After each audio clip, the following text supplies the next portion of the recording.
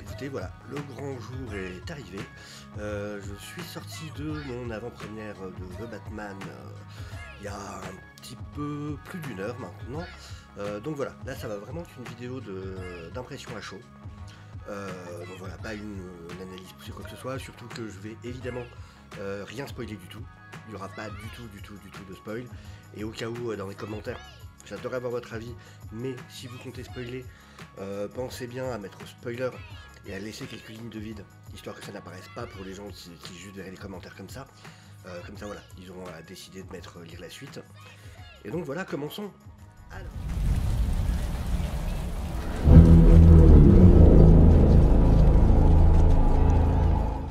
Alors, évidemment, d'abord, quel est mon avis général sur ce The Batman tant attendu, réalisé donc par Matt Reeves, coécrit par Matt Reeves et Matt Tomlin, avec dans les rôles principaux, trou de mémoire, vous savez qui, Zoe Kravitz, Robert Pattinson, voilà. Alors, avis général, j'ai adoré. Vraiment, j'ai adoré. En gros, faut savoir, alors, donc je suis un gros lecteur de comics. J'ai vraiment été en me disant, voilà, faut le prendre comme en comics, il y a ce qu'on appelle les Elseworld Story, euh, où chaque histoire peut proposer des choses différentes, intéressantes. On est sur un choix du réalisateur et des scénaristes de présenter un certain type de Batman. On l'a vu avec les trailers de toute façon. Du coup, effectivement, on le sait tous, ce Batman plutôt détective. Et, euh, et vraiment, j'ai adoré. Enfin, on a un Batman, du coup, qui est en début de carrière et qui est toujours dans cette rage, et ça se ressent, qui a beaucoup de choses à apprendre.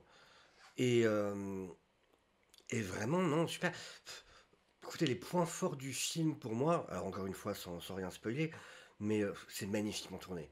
En termes de photographie, de cadrage, de travail, des lumières, de la colorimétrie, je m'en suis pris plein les yeux, c'est splendide. Alors j'avais vu quelques critiques comme quoi c'était sombre. Waouh, enfin vous avez vu quoi? Alors oui, il y a un côté sombre, c'est Batman en même temps, c'est pas Shazam. À côté de ça, le travail des contrastes de couleurs, ça rappelle beaucoup justement des ouvrages comme The Long Halloween, avec le travail de Tim Sale justement sur ces aplats de noir avec ces couleurs qui ressortent énormément. Et je trouve ça magnifique.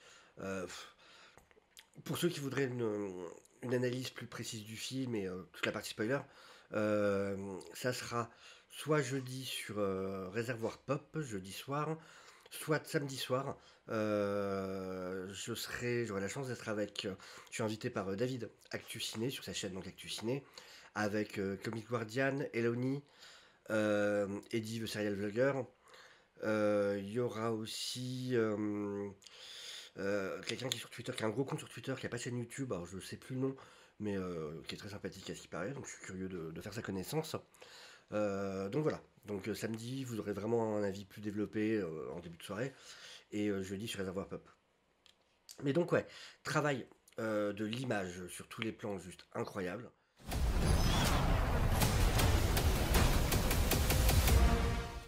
Euh, le travail du son. Alors non seulement la musique, mais le travail du son, les effets sonores.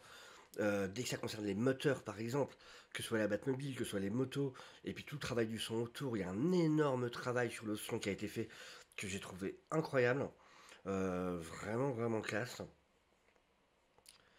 Quoi vous dire? Vraiment, je fais attention parce que je veux rien vous spoiler. Donc voilà, ce sera vraiment une vidéo rapide. C'est pour vous donner des premières impressions pour ceux qui peut-être seraient encore dans l'hésitation. Sinon, de toute façon, vous irez vous faire votre avis vous-même. Mais, euh, mais ouais, j'ai vraiment adoré. Il y a eu des petits moments où j'avais peur que du coup, ce côté très sombre de Bruce Wayne avec Robert Pattinson, ça passe pas. Et franchement, j'avais ce truc pendant 2 3 secondes où je me disais, oh, est-ce que ça va pas faire trop? Et non. Et non, parce que c'est justifié, parce que c'est le personnage. Euh, et puis voilà, tous les événements qui font que, et la manière dont les choses vont évoluer. Enfin, c'est le rapport de Catwoman et Batman. pour le coup, est très comics accurate. Euh, on retrouve vraiment ce qui fait le rapport. Il y avait ces 7 comics qui avaient été conseillés, qui avaient inspiré justement pour le film.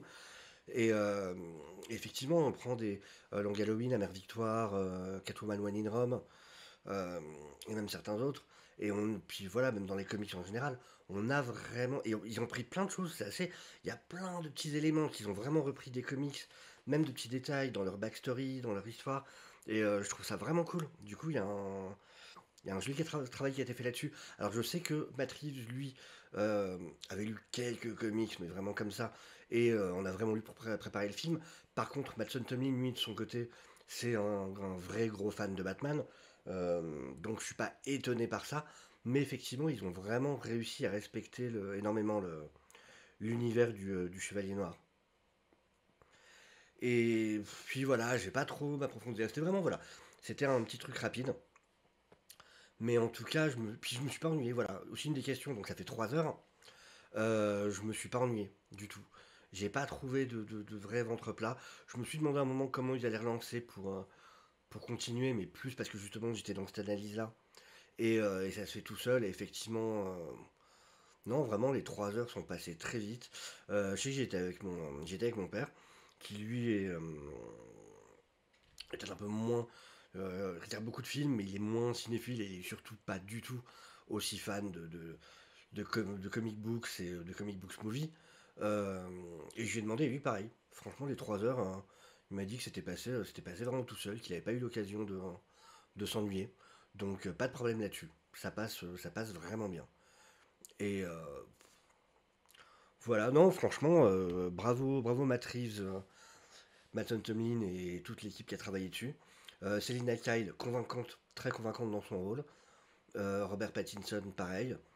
Euh, Oswald, génial, vraiment génial. J'ai adoré ce personnage. Falcon, très bien. Gordon, excellent.